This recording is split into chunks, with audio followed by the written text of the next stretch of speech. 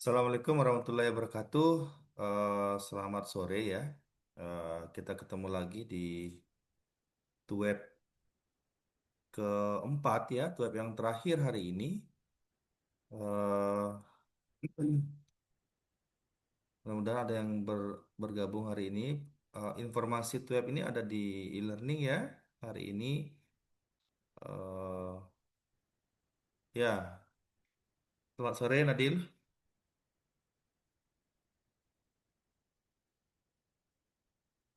Suara saya bisa didengar Nadil?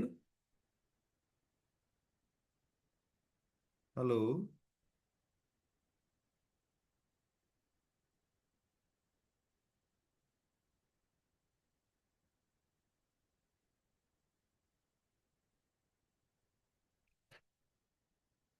halo, bisa suara saya kedengaran nggak ya Nadil?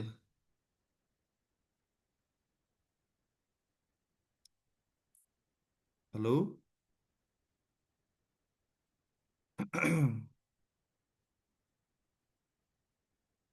halo. Hmm. Oke, mungkin jaringan kali ya. Oke.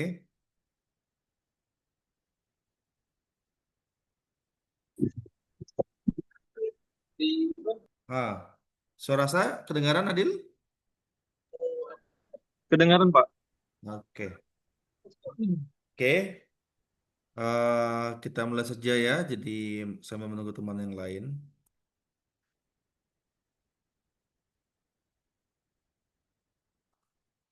Oke. Ini tampil di layarnya ya, Nadil ya.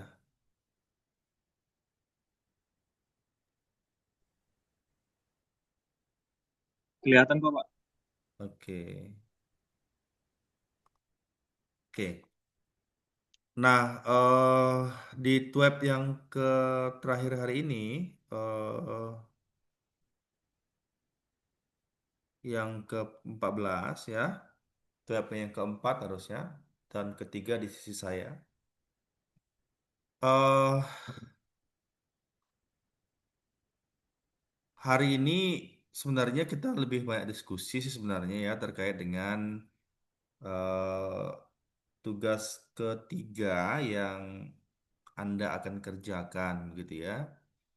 Nah, setelah sebelumnya Anda sudah mengerjakan tugas kedua. Apakah Nadil sudah kumpul kemarin ya, Nadil ya? Sudah, Pak. Sudah ngumpul kemarin tugas tiganya. Tinggal tugas tiganya lagi, Pak. Ya, sepertinya sudah saya nilai juga ya. Iya, Pak, benar. Sudah dinilai. Mm-mm. Saya nggak tahu Nadil dapat berapa ya. 100, Pak. Oke, good ya. Oke. Nah, tugas tiga sudah dikumpul Nadil? Belum?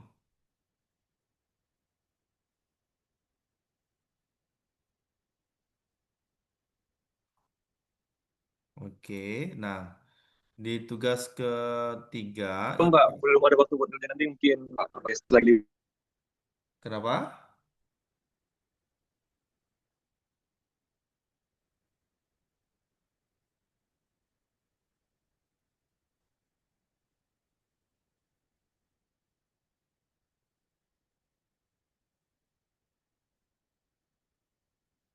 Oke ya, eh di tugas yang ketiga, eh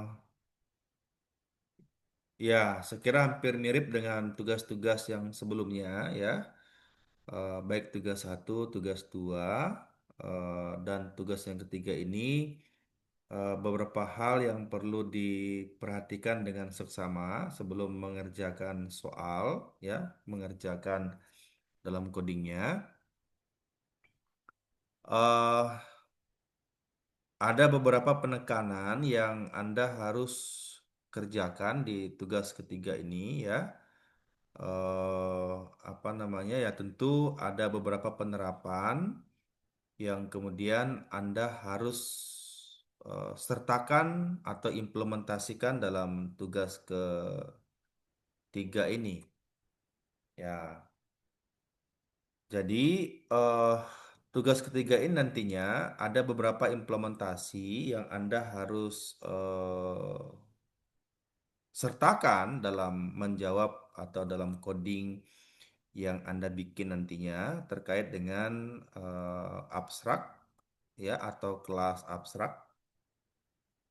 Kemudian juga ada interface ya.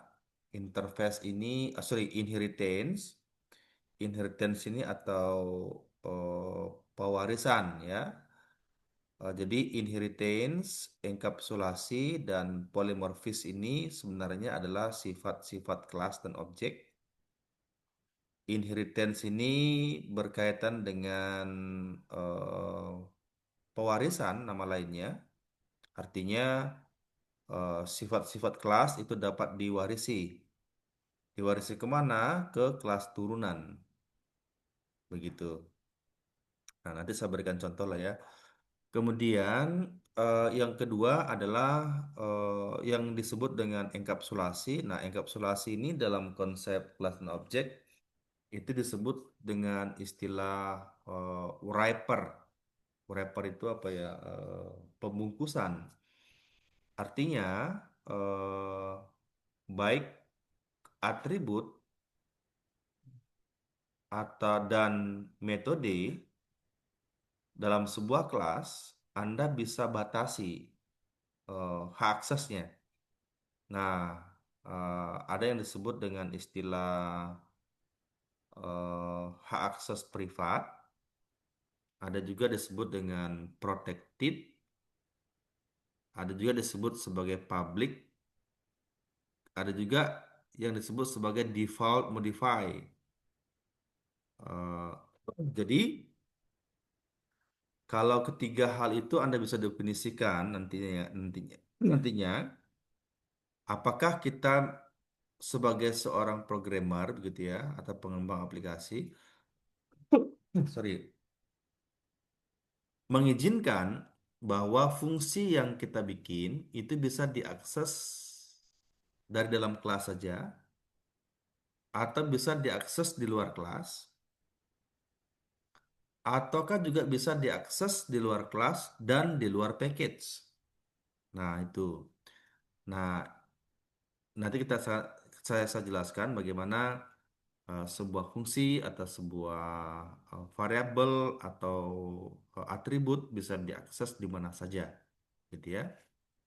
Kemudian ada juga disebut sebagai polimorfis. Polimorfis ini bisa dikatakan nama kelas dapat digunakan untuk tujuan yang berbeda, tergantung nilai konstruktor yang kita definisikan. Nanti saya berikan contoh juga. Kemudian ada juga yang disebut sebagai exception handling. Exception handling ini eh, adalah fungsi untuk menangkap sebuah kesalahan. Apakah kesalahan input ataukah kesalahan proses. Nah, kesalahan input contohnya misal kalau saya definisikan sebuah variabel integer, misalkan integer A gitu ya. Lalu saya salah input, misalkan A sama dengan Ali begitu ya. Ah, nanti kalau Anda tidak gunakan exception handling, maka program Anda akan menjadi debug. Dia akan bilang dia akan bilang eh, invalid number exception. Ada kesalahan input di mana A tadi bertipe integer, harusnya Anda input adalah angka gitu ya, bukan string Ali gitu. Ajak fungsi input output, operasi file dan seterusnya. Nah, ini diimplementasikan di dalam sebuah aplikasi manajemen rental rental hotel, sorry, rental kendaraan ya. Yang tentunya eh, Anda akan mengimplementasikan tadi saya bilang abstraksi dan inheritance, eh, kemudian mengimplementasikan juga konsep enkapsulasi dan seterusnya ya. Oke, yang nomor tiga ini sekira Anda sudah kerjakan di tugas kedua, ya. Tugas kedua, penggunaan struktur keputusan, loop, kemudian perulangan, menggunakan array, termasuk string juga. Nah, di tugas ketiga ini penambahannya adalah implementasi dengan konsep inheritance atau abstrak, juga konsep enkapsulasi dan lain sebagainya. Oke. Nah, materi-materi yang sebelumnya itu juga membahas apa yang disebutkan dalam soal tadi. Misalkan di materi yang ke-12 ini itu dia membahas mengenai polimorfis, gitu kan? Kemudian materi yang ke-11 itu dia membahas mengenai enkapsulasi. Kemudian berikutnya sebelumnya juga materi yang ke-10 dia membahas mengenai inheritance atau pewarisan. Yang sebelumnya juga ini eh, dia membahas mengenai abstraksi, abstraction dan interface. Dua hal yang berbeda ini ya dalam implementasinya. Interface yang dimaksud di sini bukan bukan UI UX gitu ya. Bagaimana sebuah kelas nantinya dia bisa gunakan interface untuk implementasinya, saya jelaskan juga. Lalu di 13 ini eh, mengenai exception, input output, operasi pipe. Kemudian yang ke-14 tadi terkait dengan ini nggak masuk dalam tugas ya. GUI nanti saya jelaskan juga sedikit mengenai GUI, GUI. Dan 15 ini dia akses ke database, kelas database. Yang ada dua teknologi yang bisa kita gunakan untuk akses ke database. Ada disebut sebagai ODBC dan JDBC, Open Database Connectivity dan Java Database Connectivity. Oke, eh, yang pertama mungkin perlu dipahami terkait dengan em, ini ya enkapsulasi. Enkapsulasi. Jadi eh, pada intinya, nah ini ya, saya langsung singkat saja. Pada intinya sebenarnya adalah kalau ya, kalau kita mendefinisikan sebuah atribut atau sebuah metode bertipe akses privat, misalkan nih, Anda definisikan sebuah kelas, public class mahasiswa, ada atributnya, misalkan integer umur, string nama, kemudian ada juga alamat dan segala macam. Nah, atribut itu Anda bisa batasi sebenarnya. Bisa menggunakan modify access privat, ada juga default, ada juga protected, ada juga public. Ini juga berlaku bukan hanya kepada atribut, bisa juga berlaku kepada metode dalam sebuah kelas itu. Jadi kalau metode yang kita bikin dalam sebuah kelas dan metode itu kita izinkan boleh diakses di luar kelas itu misalkan gitu ya, maka paling tidak hak aksesnya adalah protected atau public gitu ya. Nah, jadi kalau kita definisikan hak aksesnya adalah public, berarti atribut dan metode yang kita buat itu bisa diakses di mana saja gitu ya.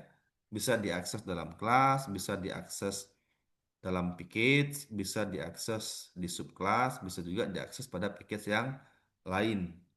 Dia public, dia sifatnya generik, umum, bisa diakses di mana saja. Kalau public, kalau protected hanya bisa diakses di dalam kelas, dalam subkelas, dalam package yang sama. Tetapi di package yang berbeda. kita tidak bisa mengaksesnya. Ada juga default, default ini tanpa ada embel-embel di depannya ya. Saya berikan contoh lah dalam sebuah coding. Contohnya, misal, mana ya? Ini kali ya. Nah, ini. Eh, ya contohnya inilah. Oke. Contohnya, ini bisa lihat ini Nadil ya. Bisa, Pak. Oke. Bisa lihat. Contohnya, ada sebuah coding kelas yang saya bikin adalah nama kelasnya penghitungan umur ya, penghitungan umur. Dan kelas ini saya bikin di package A. Nah, package A. Nah, kelas ini memiliki beberapa atribut. Ada tahun sekarang, ada tahun lahir, ada umur. Nah, jadi umur ini misalkan ya, katakanlah ini umur saya berikan tipe akses privat. Ya, privat integer umur. Artinya, atribut umur ini ya hanya boleh diakses dari dalam kelas ini saja. Dia tidak bisa diakses di luar kelas penghitungan umur. Kenapa? Karena hak aksesnya adalah privat. Begitu. Begitupun juga dengan beberapa metode yang ada. Nah, kalau ini saya running, ini jalan di kelas ini. Di kelas ini ya, input tahun kelahiran Anda misalkan tahun 2000. Enter, dia menampilkan tahun sekarang 2025, Anda sekarang berumur 25 tahun. Nah, tetapi pada saat saya ingin memanfaatkan umur ini yang digunakan untuk menyimpan atau menghitung umur, di mana umur itu adalah tahun sekarang dikurangi dengan tahun lahir, dan saya akan gunakan dia di kelas yang lain di luar kelas penghitungan umur. Misalkan saya bikin di sini di golongan umur. Ya, di kelas golongan umur ini di sini di sini tidak ada fungsi untuk menghitung umur. Tak ada ya. Yang ada hanyalah fungsi untuk mengecek golongan. Cek golongan ini berdasarkan umur gitu ya. Nah, kalau nanti umurnya lebih kecil 20, maka dia dikatakan anak-anak. Kalau dia lebih kecil 40, dia dikatakan golongan dewasa. Selebihnya adalah manula. Pertanyaannya adalah berapa umurnya begitu ya. Nah, umurnya ini sebenarnya nanti kita akan manfaatkan fungsi yang sudah kita bikin di sini untuk menghitung umur. Di mana umur itu adalah ini ya, tahun sekarang dikurangi dengan tahun lahir. Berarti saya menggunakan variabel ini. Tetapi karena variabel ini bertipe privat, maka dia tidak bisa diakses di sini. Nah, ini contohnya ya. Jadi, cek golongan. Saya titik umur. Nah, saya ini kan objek ya. Objek yang kita bikin dari kelas penghitungan umur. Kelas yang tadi, kelas yang di sini. Nah, ketika saya akses umur, dia kan bilang begini, ini errornya ya. Saya lihat errornya. Itu dia bilang, umur has private access in penghitungan umur. Jadi umur, variabel umur atau atribut umur di kelas penghitungan umur, dia bertipe akses privat. Sehingga nggak bisa diakses di kelas ini. Begitu. Jadi kalau umur ini mau diakses di luar kelas penghitungan umur, maka paling tidak dia bertipe public. Sorry, protected. Protected. Nih ya. protected integer umur. Kalau begini, Anda sudah bisa menggunakannya di kelas ini. Nah, ini dia ada error lagi kan ya. Nah, dia sudah bisa digunakan. Gitu. Kalau umur itu bertipe protected. Protected itu artinya bisa diakses di luar kelas. Yang tadi umur itu ada di kelas penghitungan umur, sekarang mau diakses di kelas golongan umur. Bisa digunakan. Asalkan, ya, ada asalkan ini. Asalkan dia berada pada package yang sama. Ini kan golongan umur ada di package A, penghitungan umur pun juga ada di package yang sama. Jadi bisa diakses di luar kelas asalkan berada pada package yang sama. Tetapi kapan kita mengakses di package yang berbeda? Misalkan nih, ini ada package A tadi ya, kelas ini penghitungan umur ini disimpan di package yang sama di package A. Lalu misalkan saya bikin package yang berbeda, package B misalkan ya. Nah, di sini ada turunan goal umur. Ini ya. Lalu saya mengakses di sini adalah umur yang dimiliki oleh kelas penghitungan umur. Ya, ini pun juga dia akan error lagi nih. Artinya umur ini nggak bisa diakses di dalam kelas turunan goal umur, di mana kelas ini berada di package B. Nah, kenapa tidak bisa? Karena ini kesalahannya. Dibilang umur has protected access. Jadi, atribut umur pada kelas penghitungan umur bertipe akses protected. Artinya, umur itu nggak bisa diakses di luar package. Gitu.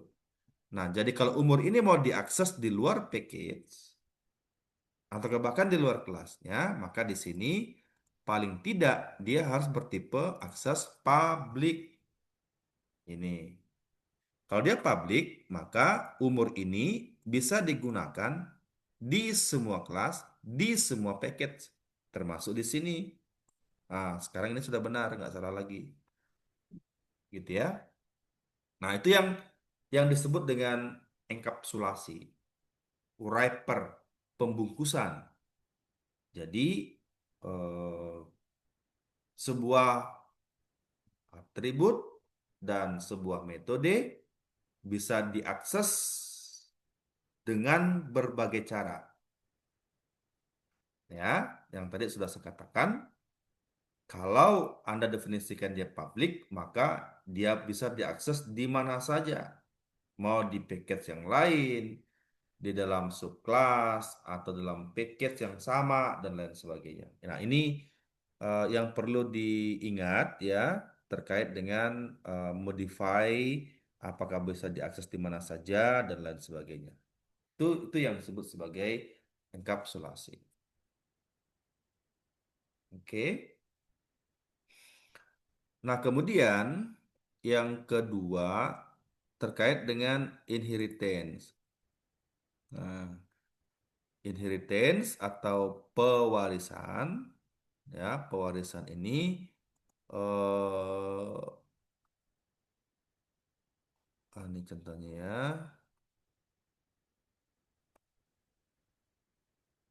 Kembali.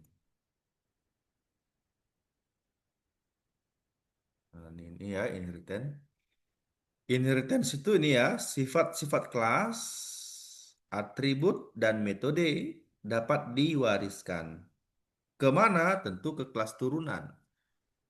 Dalam Java, mewarisi sebuah sifat itu ditandai dengan keyword extends.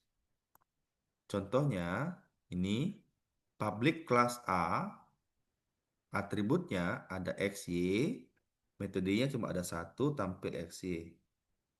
Jadi, eh, nantilah misalkan kita simpan dengan nama file a.java, lalu saya bikin lagi yang kedua, public class B extend A. Jadi B ini kelas turunan sebenarnya dari kelas induknya adalah A. Jadi B extend A. B itu kelas turunan. Jadi analoginya apa ya? Sama aja dengan kita sebenarnya. Jadi kita ini disebut sebagai kelas turunan dari kelas induknya itu adalah orang tua kita kan. Jadi kita sebagai kelas turunan sedikit tidaknya mewarisi dua hal dari orang tuanya. Satu adalah nama PAM keluarga kita. Misalkan eh, orang tua kita namanya Alibaba. Sekarang nama kita adalah Acok Baba misalkan begitu. Kita warisi atributnya. Yang kedua bisa juga mewarisi tingkah laku, metode yang dimiliki oleh orang tuanya itu pun juga pasti melekat ke diri kita. Dan kita sebagai kelas turunan bisa menambahkan atribut baru yang membedakan kita dengan kelas induknya. Misalkan tadi nama orang tuanya Alibaba, nggak mungkin nama kita pun juga Alibaba gitu ya. Ada pembeda antara turunan sama induknya. Begitupun juga dengan metodenya. Nah, di kelas turunan ini dia menambahkan atribut baru namanya Z dan jumlah. Nah, lalu di implementasinya, jadi A super OBJ ini kan objeknya ya. Super OBJ itu kita bikin di kelas A, sub OBJ kita bikin di kelas B. Jadi apa namanya diimplementasikan. Kalau super obj.x y tampil xy ini kan xy tampil xy kan dari kelas A ya. Dan objek ini pun dibikin juga pada kelas yang sama. Ini nggak jadi masalah. Yang jadi masalah adalah ini yang di bawah. Sub obj titik x 5 titik y titik tampil xy. Jadi ini kan kelas turunan ini. Xy tampil xy itu kan dari kelas A. Dari kelas A. Sedangkan sub obj dibikin dari kelas B. Jadi Anda warisi atribut dan metodenya di kelas turunan atau di objek turunan. Dan objek turunan ini bisa menambahkan atribut yang berbeda. Contohnya sub obj.z 100 sub obj.jumlah. Nah, gitu ya. Jadi dia bisa mewarisi semuanya dan dia bisa menambahkan atribut yang baru. Nah, jadi kalau ada sebuah fungsi yang ada di kelas induknya, Anda mau gunakan di kelas-kelas turunan, itu ya, ya Anda tinggal bisa extend saja, extend, extend, extend dan lain sebagainya. Lebih memudahkan sebenarnya ya, lebih mempercepat juga jika ada sebuah fungsi-fungsi yang mirip atau sama bisa diturunkan ke kelas-kelas yang lain. Itu. Oke, lalu yang ketiga terkait dengan polimorfis. Nah, polimorfis itu kan ini ya, nama kelas dapat digunakan untuk tujuan yang berbeda. Kan tergantung dari nilai konstruktor sebenarnya. Contoh saja misal, ini ada kelas circle, lingkaran, atributnya XYR. Di konstruktor yang pertama, nama kelas ini nantinya untuk menerima nilai awal untuk X, Y, dan R, tiga atributnya. Konstruktor yang kedua, bahkan hanya dua saja, X dan Y. Konstruktor yang ketiga, bahkan hanya satu saja. Yang keempat, bahkan dia memanggil atribut yang lain, C ya, dan seterusnya. Nah, kita perhatikan objeknya ini ya. Circle C1 jadi C1, C2, C3, C4 dan C5 sebenarnya objek yang dibikin pada kelas yang sama, circle. Tetapi sejatinya C1, C2, C3 sampai C5 itu kegunaannya berbeda. C1 ini untuk menerima nilai awal 2, 3, 5. C2 hanya 3 sama 4 saja. C3 cuma 2 saja. Dan seterusnya begitu ya. Walaupun C1, C2, dan C5 sampai C5 dibikin pada kelas yang sama, tetapi sejatinya dia berbeda. Kegunaannya berbeda begitu ya. Itu disebut sebagai polimorfis. Polimorfisme itu. Oke, di materi inisiasi pun juga sudah cukup lengkap, lengkap ya. Oke, lalu berikutnya adalah mengenai up. abstrak dan interface. Nah, ini pun juga ada di soal Anda ya, abstrak, abstrak dan interface. Hmm, ini hanya keterangan teknis saja, lebih lengkapnya ya. Jadi, yang perlu dipahami apa sih disebut sebagai kelas abstrak? Ya, tentu kalau dia abstrak, kelas yang bentuknya abstrak gitu ya. Dia tidak bisa langsung menjadi objek. Artinya, Anda nggak bisa langsung menciptakan objek dari kelas abstrak gitu. Beda dengan kelas yang sebelumnya kita pelajari ya.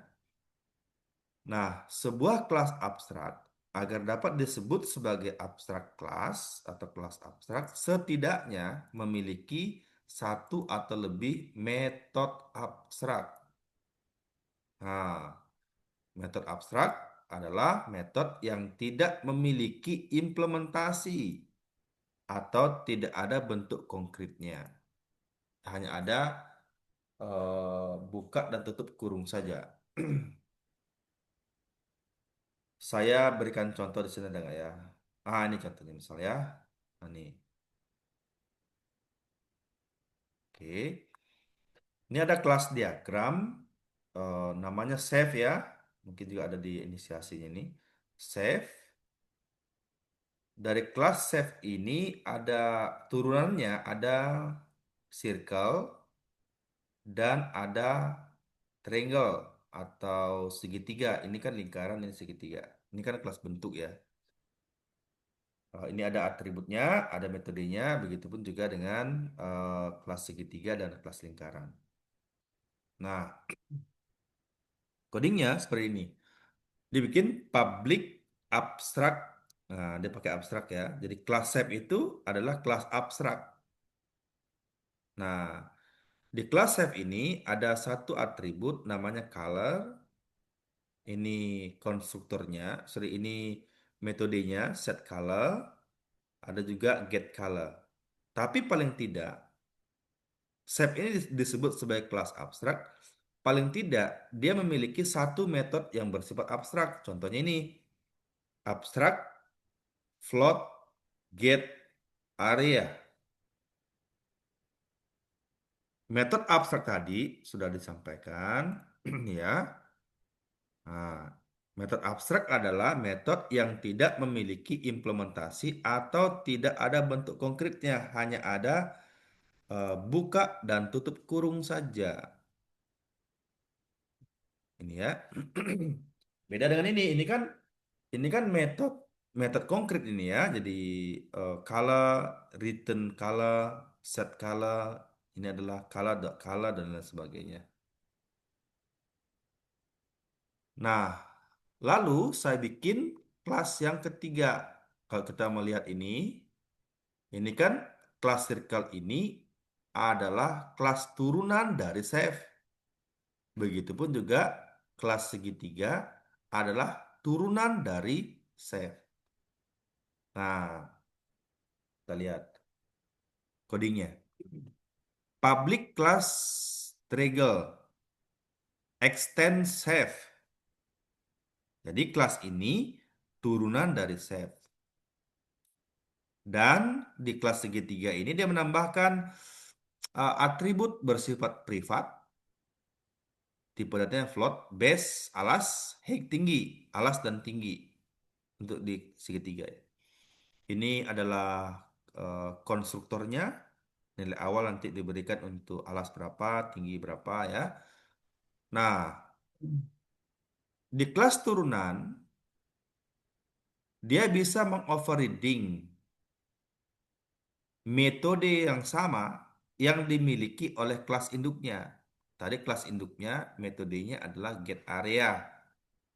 Dengan nama yang sama kita bisa gunakan di kelas turunan itu disebut sebagai overriding, override. Penggunaan ulang metode yang sama di kelas induknya digunakan di kelas turunan itu disebut sebagai overriding. Tetapi di kelas induknya itu harus bersifat abstrak. Implementasinya ada di sini.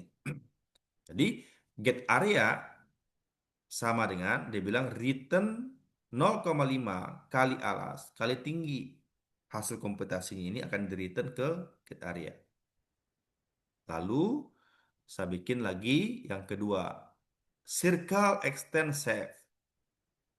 Circle extend save. Kelas circle atau lingkaran turunan dari save. Dan dia menambahkan satu atribut namanya radius, ini konstruktornya. Dan fungsinya dia pun juga mengoverride metode yang sama tadi, get area, P kali R, radius kali radius. Oke, nah implementasi di sini demandnya. Saya bikin objek, membuat objek dari kelas lingkaran. Save segitiga sama dengan new, nama kelasnya tadi. 4,5. 4 ini untuk alas, 5 ini untuk tinggi. Sedangkan untuk kelas lingkaran, save new circle 10 untuk jari-jari. Nah, sehingga kalau saya akses, segitiga titik get area, lingkaran titik get area. Fungsinya sama, metodenya sama, gitu ya. Tetapi implementasinya berbeda tadi di kelas masing-masing.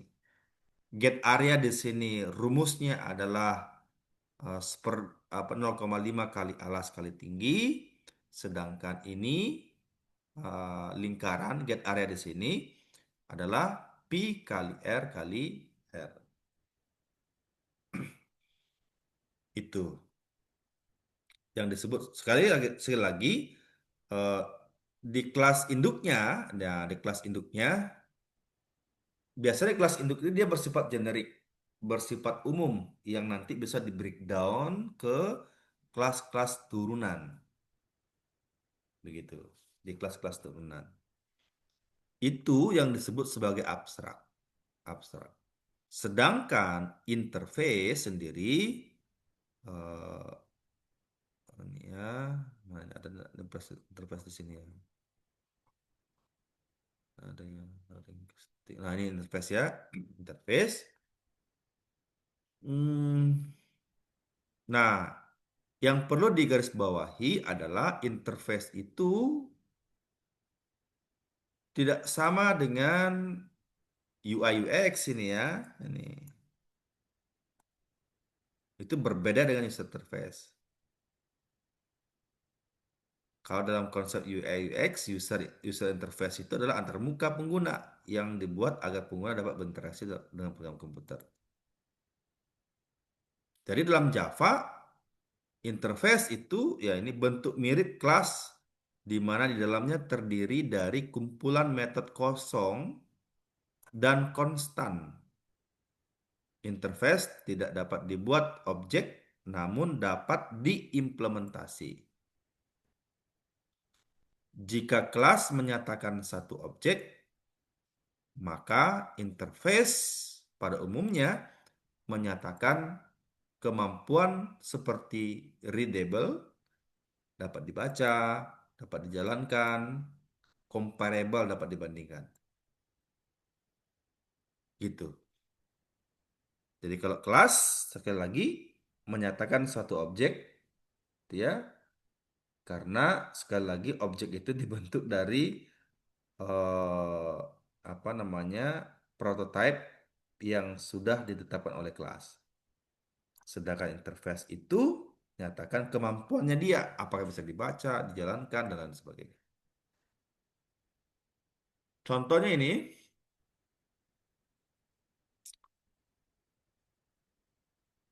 interface dideklarasikan menggunakan ini ya, keyword interface. Interface.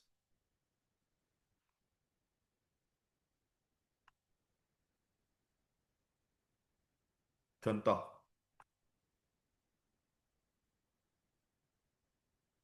contohnya ini ada coding ya, ini ada kelas car ya, kelas car, ini ada kelas car, mana kelas car ini? Ini ya kelas car. Kelas K mengimplementasi interface derivable sehingga untuk menjadikan kelas K menjadi kelas yang konkret, maka wajib mengoverride semua metode dari interface, yaitu metode accelerate, turn left, dan turn right. Ini ya, kelas K implements drivable. Jadi di interface di kelas ini dia bisa langsung gunakan nantinya di override di kelas K, baik itu dia accelerate, turn left, turn right, dan lain sebagainya.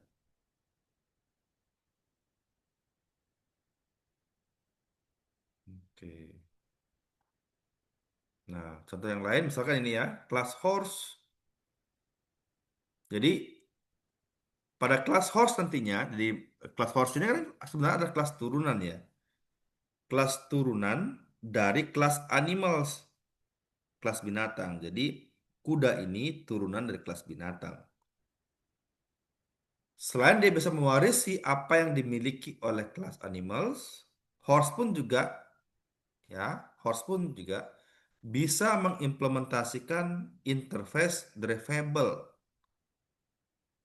sehingga horse mewarisi atribut dan metode dari animalnya sekaligus mewarisi metode dari drivable.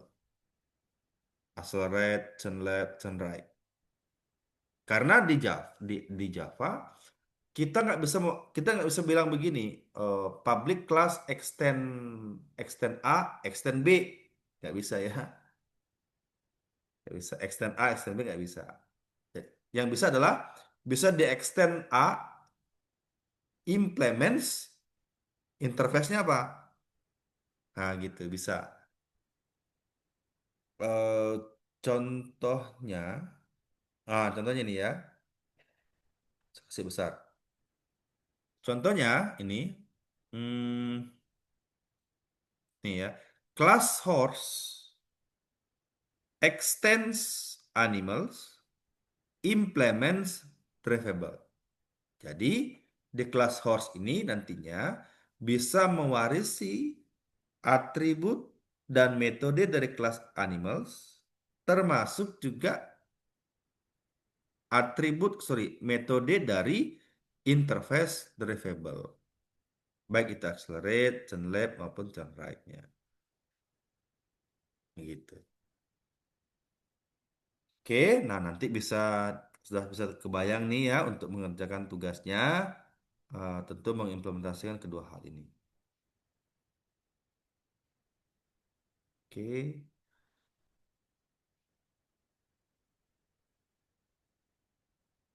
Nah, untuk exception, exception sendiri menangkap sebuah kesalahan ya. Exception itu kan sebenarnya ini sempat saya singgung kalau tidak salah di beberapa contoh yang kemarin ya. Contohlah di sini lah ya.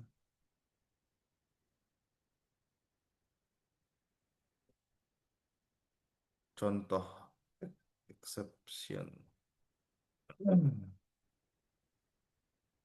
Ya, contohnya misal begini. Exception handling itu adalah fungsi untuk menangkap sebuah kesalahan. Ada juga single exception, multiple exception juga ada ya, uh, rangkaian exception. Oke, tunggu.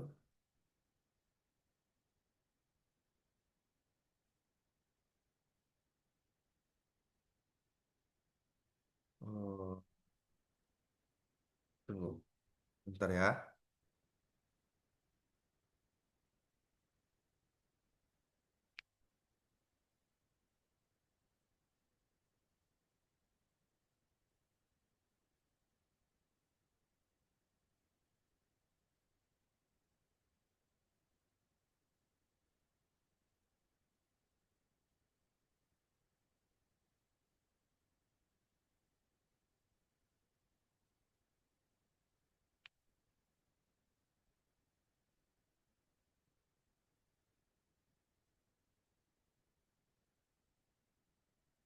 Oke.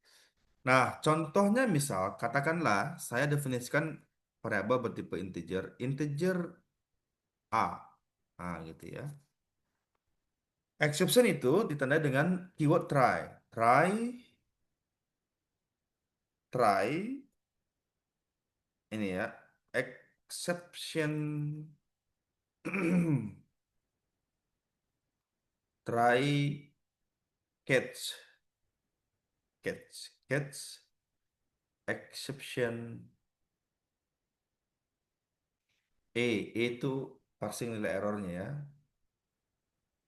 Misalkan kalau ada kesalahan, kita bisa tangkap kesalahannya dan tampilkan informasinya di sini. System the out the print line,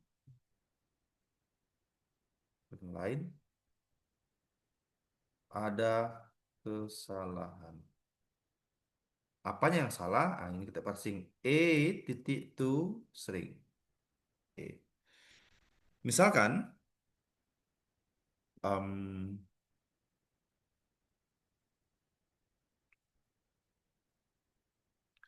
misalkan, saya tambahkan di sini ya, import Java titik io titik data yang string. Misalkan di sini data stream X sama dengan new data stream system.in. Oke, misalkan di sini system.out.print print input input nilai A sama dengan, lalu A sama dengan integer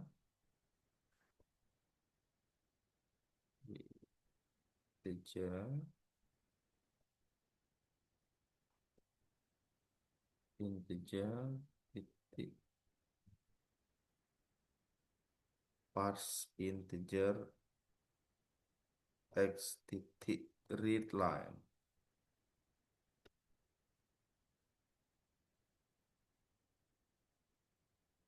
Oke, contohnya begini.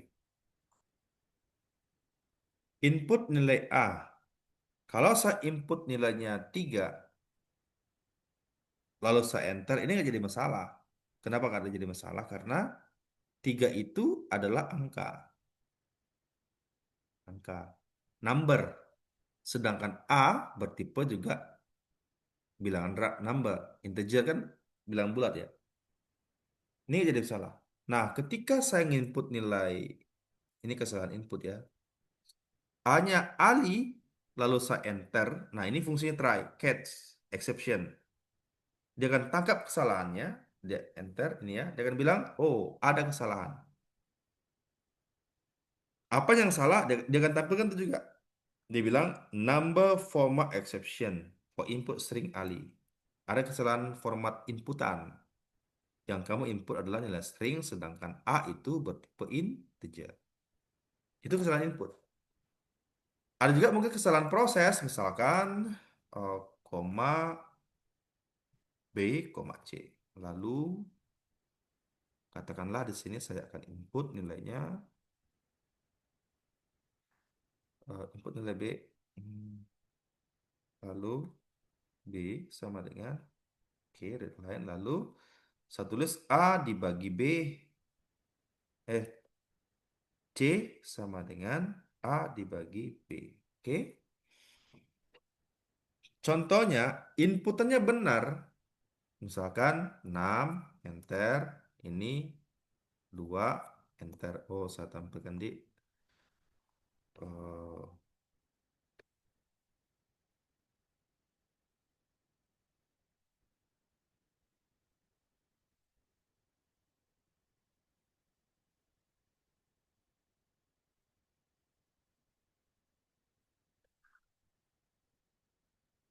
C ya, print line. Hmm, ini ya. 6 2, enter, hasilnya 3 kan?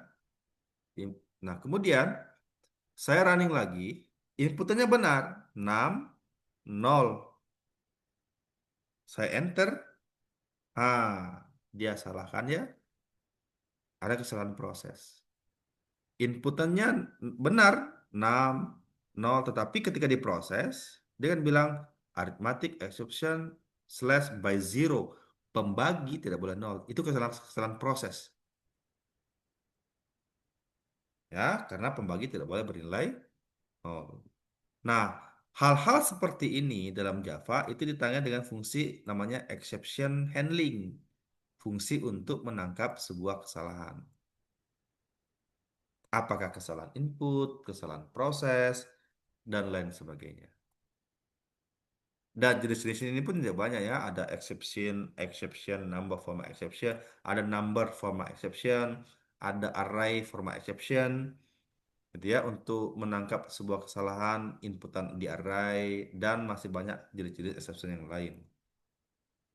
Poin pentingnya di dalam Java, biasakan menulis coding di dalam blok program try catch exception supaya dia nggak debug. Nggak debug itu apa ya? Nggak keluar dari program. Ketika ada kesalahan, kita nggak tahu apa yang salah gitu ya. Nah, itu perlu ditangkap dan tampilkan informasinya gitu.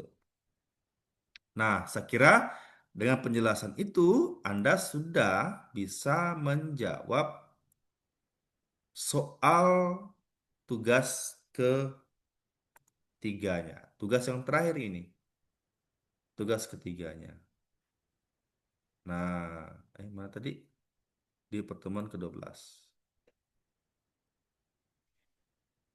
Tugas ketiga ini ya, ini ya. Saya kira di nomor poin pentingnya ini sebenarnya ini ya, nomor 3 ini kan sudah kamu kerjakan di tugas 2 lah sebenarnya implementasinya ya. Oke, ini. Nah, ini gunakan exception handling untuk menangani kasus kalau ada pelanggan mencoba menyewa kendaraan yang tidak tersedia, tampilkan exceptionnya gitu ya, divalidasi atau mungkin inputan pengguna tidak valid. Nah, itu contohnya tuh yang harusnya diinput apa gitu ya, dia input apa gitu ya, tampilkan exception. Itu nomor 7 tuh. Nah, termasuk juga penggunaan inheritance, enkapsulasi, atribut-atribut apa saja ini ya, membatasi akses ke atribut-atribut kelas. Nah, yang mana bisa diakses, yang mana tidak bisa diakses dan lain sebagainya. Nah, ini petunjuknya dibaca ya. Anda dapat menggunakan antarmuka atau abstrak, interface, atau mengimplementasikan kelas abstrak. Boleh dipilih salah satu. Nah, jika diperlukan untuk mengimplementasikan abstraksi. Nah, oke. Yang kedua, ini tambahannya ya. Gunakan polimorfis untuk mengimplementasikan metode tampil kendaraan pada masing-masing kelas turunan. Bisa diimplementasikan. Kemudian pastikan untuk menjaga struktur yang rapi dan dokumentasi yang baik dalam kode Anda. Nah, ini kamu harus jelaskan ya. Kemarin tugas duanya itu saya sering ingatkan ini eh, apa? Ada videonya, tetapi kamu nggak menjelaskan apa yang kamu bikin begitu ya. Harusnya struktur codingmu itu rapi, kamu jelaskan step demi stepnya. Oh, ini menjawab soal yang ini, nanti disimulasikan hasilnya gitu ya. Sehingga jelas gitu. Nah, ini paling penting juga buat video jangan lupa ya. Jadi ada poin-poin ini, ada 10 poin ini yang perlu dikerjakan nantinya. Buat sebuah kelas ya, buat sebuah kelas abstrak namanya adalah kendaraan. Kelas abstrak namanya kendaraan. Public class, public abstract class kendaraan. Yang akan menjadi kelas dasar atau kelas induk Tadi contohnya adalah kelas A tadi kan ya, atau kelas have tadi, kelas have. Yang turunannya tadi akan ada dua tadi ya contohnya ya, ada kelas circle dan kelas segitiga. Nah, di kelas save itu ada, sorry, di kelas kendaraan nanti ada atribut nama bertipe string, harga bertipe double, jenis string, status boolean. Definisikan metode abstrak. Nah, tampil kendaraan. Tampil kendaraan ini nanti dia bentuknya dalam kelas kendaraan adalah metode abstrak. Oke. Lalu nomor duanya, buat tiga kelas turunan. Ada tiga. Mau kelas mobil, nanti kelas mobil extends kendaraan. Kelas motor extend, nah bus extend yang sama. Oke, sama yang saya jelaskan tadi ya. Setiap kelas harus memiliki atribut tambahan. Selain yang ini tadi ya, ada atribut tambahan, ada kapasitas, kemudian ada CC, ah, ada kapasitas, ada CC-nya berapa, dan seterusnya ditambahi di kelas masing-masing kelas turunan. Implementasi metode tampil kendaraan di dalam kelas turunan. Kan tadi kelas tampil kendaraan itu kan bentuknya metode abstrak di kelas kendaraan kan? Diimplementasikan juga di kelas mobil, di kelas motor, kelas bus untuk menampilkan informasi khusus tentang kendaraan tersebut. Kendaraan mobil, motor, bus.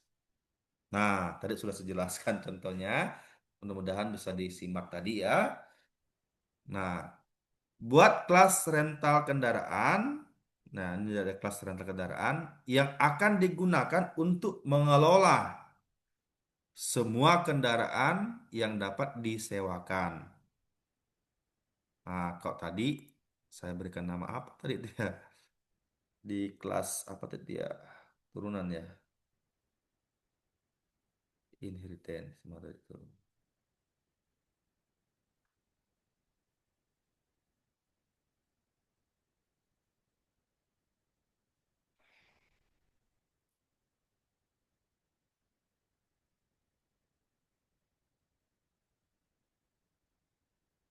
Nah, kalau di sini saya namakan kelas main ya, kelas main untuk mengimplementasikan kelas main. Kalau tadi di soalnya, nah ini ya, Anda akan bikin nanti satu kelas lagi namanya rental kendaraan. Digunakan untuk mengelola semua kendaraan yang disewakan. Kelas ini harus memiliki atribut release untuk menyimpan semua kendaraan. Oke. Buatlah kelas penyewaan juga dalam bentuk array juga nantinya untuk menyimpan daftar penyewaan ya dan seterusnya. Implementasikan konsep inheritance yang tidak saya jelaskan. Implementasikan juga konsep enkapsulasi kepada beberapa atribut untuk membuat atribut apakah boleh diakses atau tidak diakses gitu ya dan seterusnya. Oke, mudah-mudahan ini bisa dikerjakan. Masih ada waktu, waktunya masih ada 4 hari lagi. 4 hari lagi. Ya, ini waktu libur, gitu ya. Besok adalah libur, Idul Adha. Jangan sampai Anda melupakan tugasnya, begitu ya. Dan saya menekankan, saya berharap Anda tidak menyalin tugas temannya dari kelas yang lain, misalkan begitu ya. Karena pasti akan terdetek juga. Harapan saya tidak ada tugas yang sama. Karena pola pola algoritma masing-masing mahasiswa itu pasti berbeda lah. Pola pikirnya, cara mengerjakannya, alurnya bagaimana pasti berbeda. Oke. Nah, cuma per hari ini baru satu orang yang mengumpulkan tugas. Nah, karena ini adalah hari 12 yang terakhir, saya sekalian menjelaskan tentang materi kita di 14 terkait dengan GUI, GUI, Graphical User Interface. Oke, dan yang terakhir terkait dengan akses ke kelas database. Tentunya berhubungan dengan query, gitu ya, MySQL. Baik itu DDL-nya, DML-nya, terutama di DML Anda harus pahami karena menyimpan, menghapus, menampilkan itu semua berbicara mengenai query. Nah, oke. Terkait dengan GUI sendiri, GUI, uh, GUI di Java dia dia sudah ada dua ini ya, ada dua apa namanya? Dua bentuk yang bisa kamu gunakan, baik JFrame Form dan JPanel Form. JFrame Form itu adalah eh, apa? Frame itu wadah ya, wadah untuk menempatkan objek yang kita inginkan. Wadahnya ada dua. Apakah frame? Frame itu untuk Java aplikasi. Yang kedua panel, JPanel Form untuk Java applet. Java itu sebenarnya kita bisa bikin tiga platform. Satu Java aplikasi yang sifatnya standalone, berdiri sendiri. Yang kedua Java applet yang sifatnya web based, aplikasi Java yang dieksekusi melalui web browser seperti halnya PHP gitu ya, web, HTML dan lain sebagainya. Dan yang ketiga sebenarnya adalah Java Mobile. Java Mobile yang platformnya itu adalah Android atau mungkin device yang berbeda, tetapi source code dasarnya adalah Java, Android gitu ya. Itu basic dasarnya adalah Java. Jadi belajar Java, Anda bisa bikin tiga tiga apa ya? Tiga bentuk yang berbeda, tiga platform yang berbeda. Java aplikasi, Java applet, dan Java Mobile.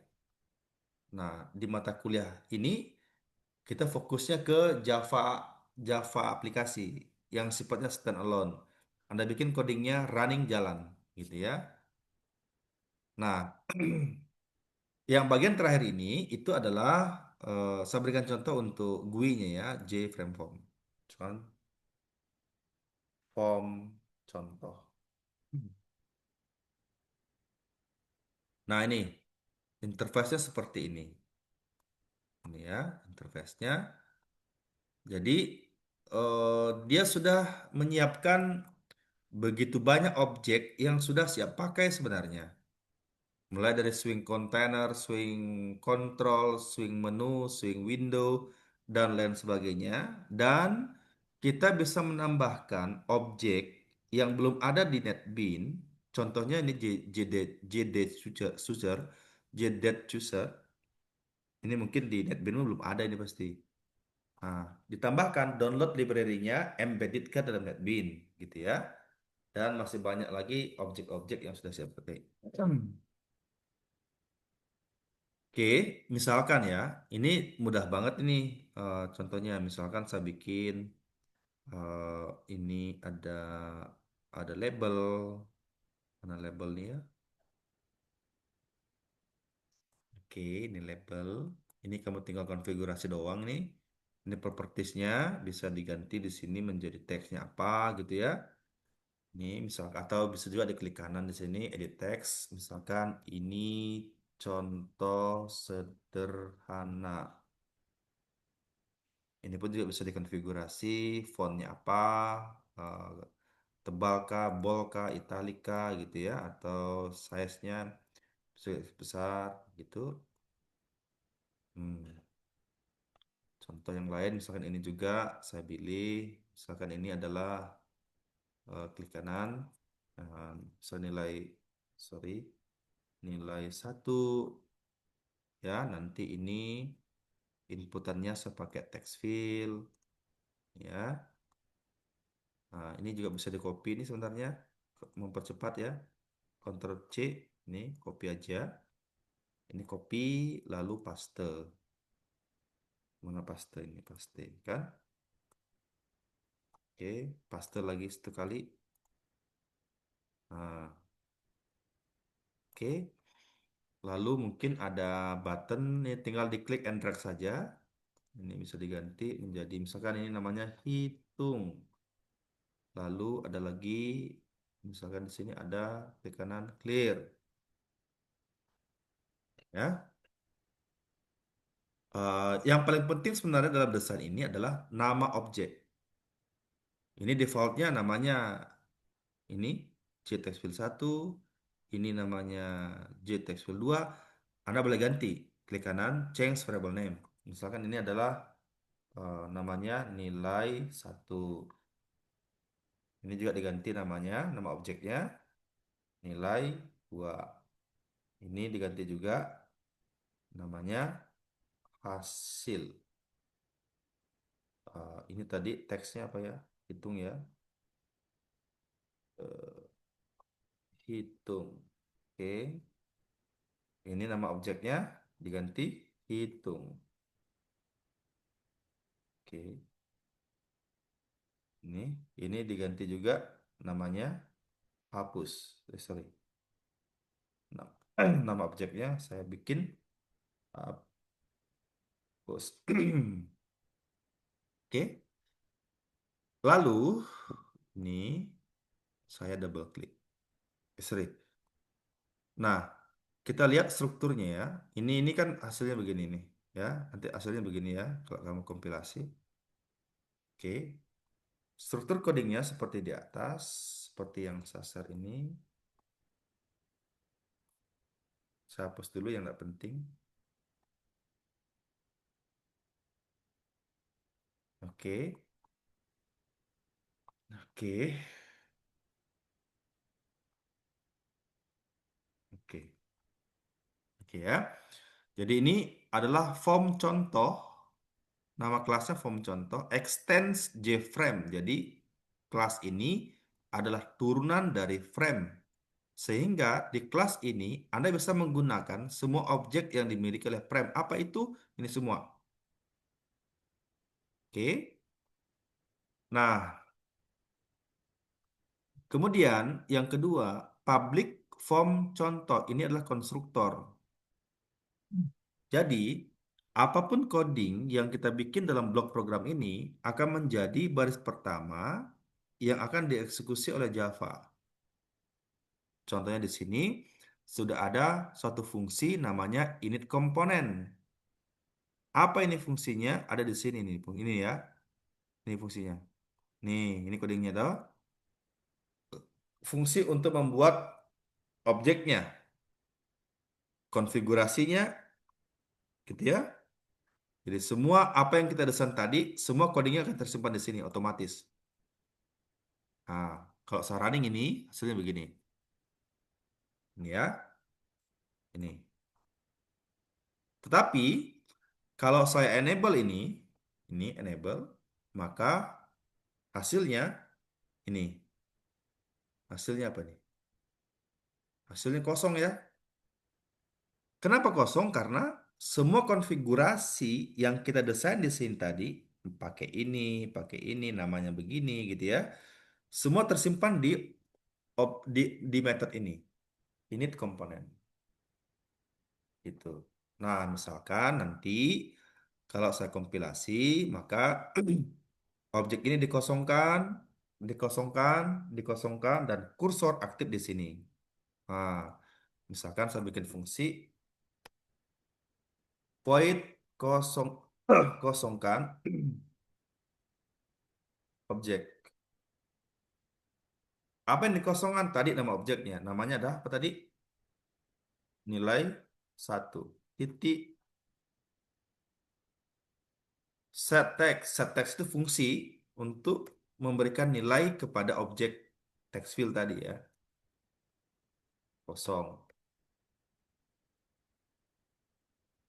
Ini nilai 2. Ini adalah hasil. Oke, lalu kursornya itu aktif di nilai satu titik request fokus. Ya, sarannya. Masih belum berfungsi. Ya, masih belum berfungsi. Kenapa? Karena fungsi ini hanya sebatas deklarasi fungsi.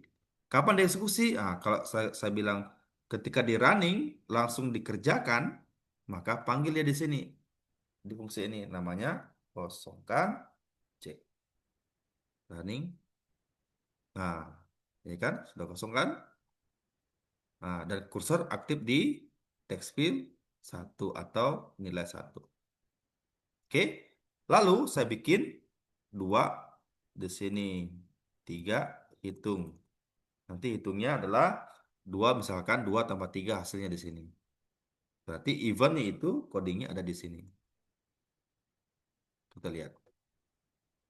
Bisa dipilih di sini eventnya, namanya action perform. Ini codingnya ya. Nah, terus di sini hasil titik set text, tetapkan nilai di objek hasil itu adalah nilai satu titik get text. Get itu mengambil nilai di objek nilai satu ditambahkan dengan nilai dua titik get text. Ini hasilnya dua, ini tiga. Hitung dua tiga. Ah, kenapa dua tiga? Karena return value-nya set text itu adalah string. Nah, jadi kalau dia mau jadi operator matematika, kan masuk ubah di casting perubahan tipe data. Integer A, B, C misalkan. Lalu A itu sama dengan integer dot parse in nilai satu titik get text. Oke, begitupun juga dengan B itu adalah nilai 2. Lalu C sama dengan A ditambah B. Nah, hasilnya itu simpan di sini. String dot value of di C ya, ini running. Nah, ini misalkan 2, ini 3. Hitung, nah dimakan ya. Nah, 6, hitung 8. Oke, clear, ini kosongkan harusnya. Nah, jadi kalau kosongkan berarti eventnya ada di sini toh. Di text action perform. Tadi kita sudah bikin fungsinya. Namanya adalah kosongkan objek. Ini running. Gitu. 2, ini 3. Hitung, clear. Nah, oke, gampang ya. Oke, lalu,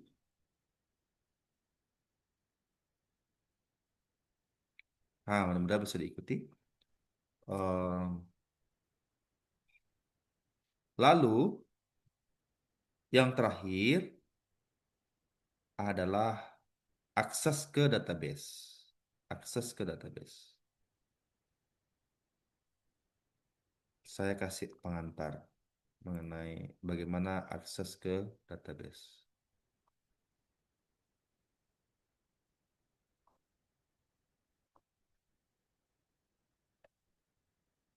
Tentunya Anda sudah punya database. Oke, saya akses ke database. Misalkan ini, saya punya banyak database. Anggaplah database perpustakaan. Ini ya, database perpustakaan. Jadi ceritanya antara Java dengan MySQL, ini sebagai MySQL, dia sifatnya independen, berdiri sendiri. Ah, saya coba berikan.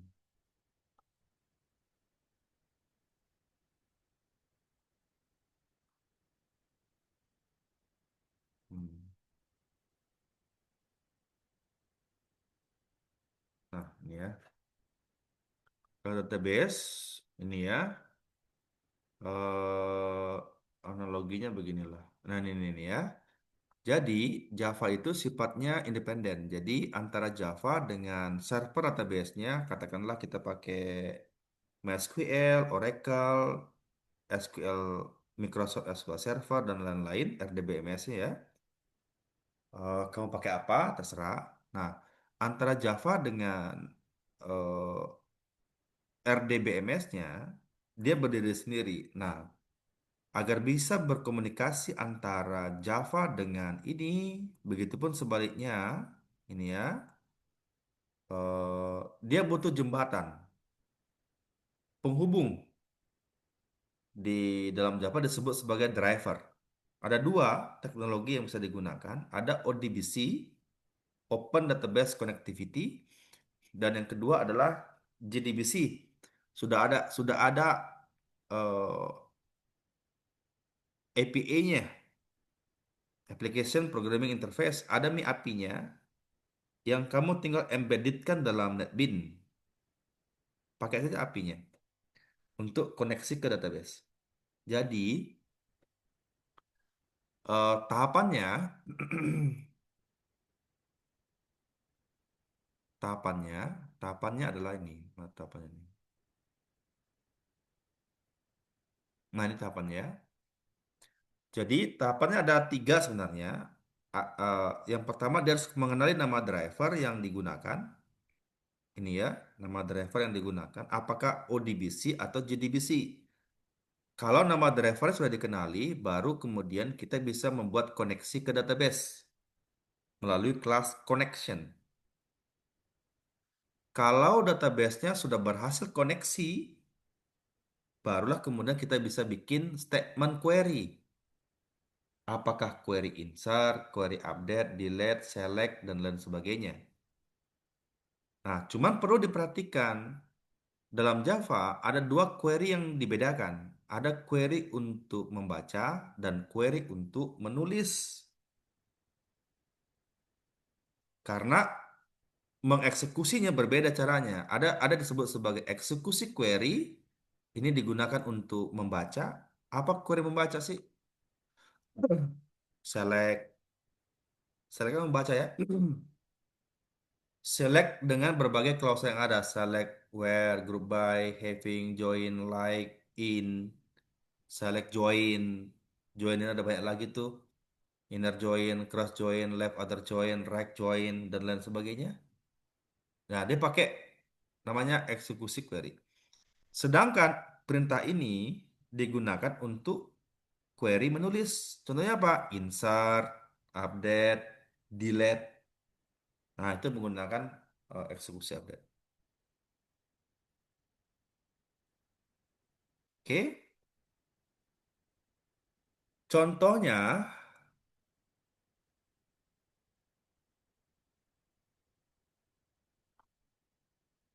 nah, contohnya, mudah-mudahan contohnya ini saya bikin di sinilah, ya. Misalkan nanti saya bikin satu kelas, namanya kelas koneksi, nih ya, contoh kelasnya. Public class koneksi dan saya bikin satu fungsi bertipe akses publik. Pastikan dia bertipe publik. Aksesnya ya, enkapsulasi publik. Karena fungsi ini saya akan panggil berulang kali di form-form yang lain yang berhubungan dengan akses ke database. Jadi, langkah pertama, dia kenali nama drivernya. Nah, nanti pastikan Anda sudah eh, menambahkan library di sini. Ini kan project ya. Nama project saya adalah Sispo Perpustakaan. Di sini ada sebuah package namanya library. Tambahkan API-nya. Klik kanan Add Library dan cari di sini namanya adalah MySQL JDBC Driver. Tambahkan ya. Artinya ini sudah saya tambahkan. Kalau ini sudah ditambahkan, nanti dia bilang driver ditemukan. Nah, kalau kamu sudah menambahkan. Ini, kalau Anda belum menambahkan ini ke dalam proyeknya, dia akan bilang kelas driver tidak ditemukan. Kelas driver tidak ditemukan. Nah, pastikan pesannya adalah driver ditemukan. Kalau ditemukan, barulah kemudian Anda bisa membuat koneksi ke database. Ke database. Nah, melalui kelas ini kan dia adalah localhost toh, localhost, eh, localhost, lalu apa namanya? Ini bisa menggunakan alamat IP ya, 127.0.0.1 dan seterusnya. Ini nama database-nya, ini usernya, ini passwordnya. Nah, jadi kalau database konfigurasinya benar, dia akan bilang koneksi berhasil. Contoh misal, saya akan uji koneksinya, uji tes koneksinya di sini.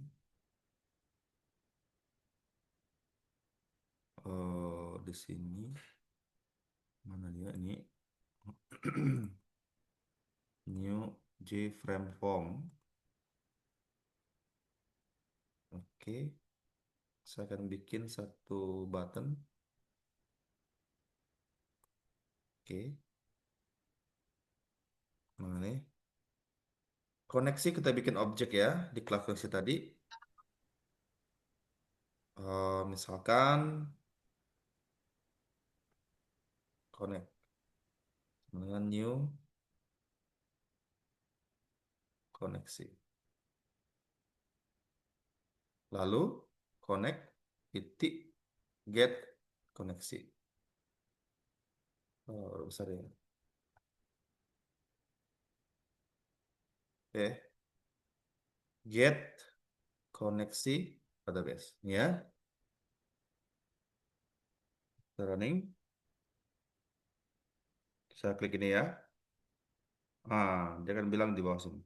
Driver ditemukan, koneksi database ditemukan.